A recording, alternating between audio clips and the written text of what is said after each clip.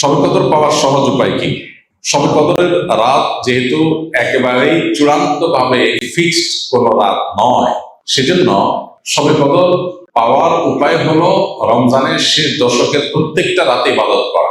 প্রত্যেকটা রাতে ইবাদত করার যদি সুযোগ না হয়, তাহলে কমপক্ষে বেজোড় রাতগুলোতে ইবাদত করা। নবী সাল্লাল্লাহু আলাইহি ওয়াসাল্লাম বলেছেন, তাহাররাউ লাইলাতুল কদর ফিল বিদরি মিনাল আশরিল আওয়াখিরি মিন রমাদান। রমজানের শেষ দশকের বেজোড় রাতগুলোতে তোমরা কদর তালাশ করবে। তার মানে এর মধ্যে যে কোনোটা হতে পারে।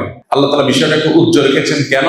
হাফেজ ইবনে হাজার আসকালী রাহমাতুল্লাহ আলাইহি বিশ্ববিখ্যাত হাদিস ব্যাখ্যাতা, হাদিস বেত্তা, তিনি সহিহ বুখারীর বিখ্যাত ব্যাখ্যা গ্রন্থ ফাতুল বারীতে লিখেছেন যে আল্লাহ রাব্বুল আলামিন লাইলাতুল কদর নির্দিষ্ট একটা রাতকে ফিক্সড করে না দিয়ে, এই যে শেষ দশক আবার বেজোড় রাতগুলোর মধ্যে সম্ভাবনা বেশি, এটা করেছেন যাতে করে আমরা বেশ কয়েকটা রাত ধরে ইবাদত করতে পারি।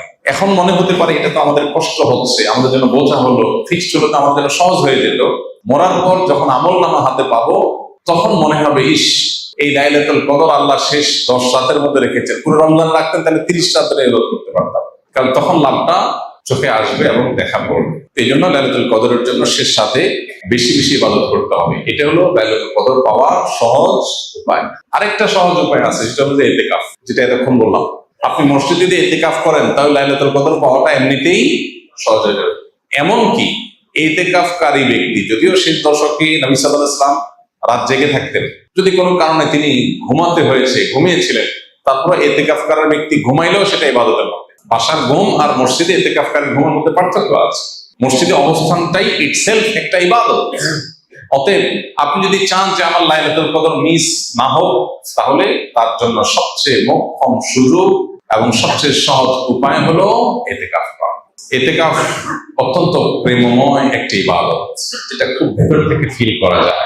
আল্লাহর সাথে একান্তে কথা বলা যায়, অনুভব হবে যে আমি আল্লাহর ঘরে আছি, আল্লাহর ঘরে হাজির হয়ে গেছি। সবাই বের হয়ে যাচ্ছে, আমি বের হচ্ছি না, কারণ আমি আল্লাহর ঘরে বন্দী, নিজেকে বন্দী করে ফেলেছি। অন্যরকম এক ফিল আসবে ইনশাআল্লাহ।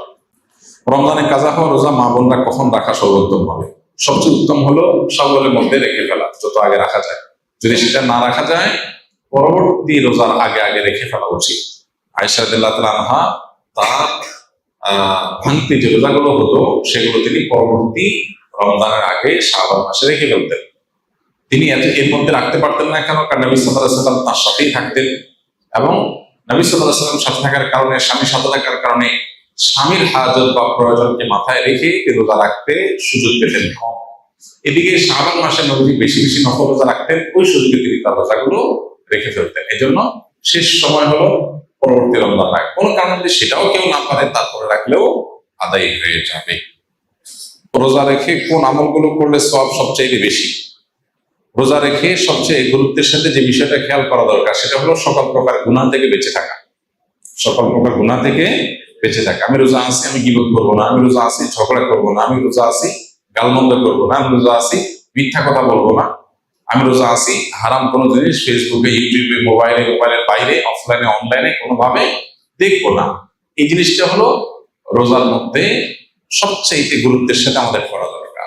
আমরা বেশিরভাগ মানুষ নফল আমল করি, ফরজের খবর নেই। আমরা কোরআন তেলাওয়াত করি, আমরা ওয়াজ শুনি, আমরা জিকির আজকার করি, কিন্তু আমি মোবাইলে হারাম জিনিস দেখি, ভিডিও দেখি, মিউজিক শুনি, ইচ্ছায় অনিচ্ছায় আমার জ্ঞাতসারে গুনাহ করি, তাহলে আমার রোজার পুরো ফজিলতটা নষ্ট হয়ে যায়। নবী সাল্লাল্লাহু আলাইহি ওয়াসাল্লাম বলেছেন, রব্বা সাইমিন লাইসা লাহু মিন সিয়ামিহি ইল্লাল জু। বহু রোজাদার আছে, রোজা থেকে উপোস থাকা ছাড়া তার কোনো উপকার হয় না। সেজন্য এই জিনিসটা খেয়াল করা দরকার। আর এর পাশাপাশি নফল আমলের ভিতরে সবচেয়ে বেশি করণীয় কোনটা, যদি সেটা বলেন তাহলে বলবো রমজান মাসে কোরআনে কারীমের প্রতি আমাদের বিশেষ গুরুত্ব থাকা উচিত। এর বাইরে দোয়াটা বেশি বেশি পরিমাণে করা দরকার আমাদের। রমজানে কোন ব্যক্তি হঠাৎ এমন অসুস্থ হয়ে গেল যে সাহরি খেয়ে রোজা রাখতে পারবে না, সেক্ষেত্রে ওই ব্যক্তির রোজার কাফারা কি হবে?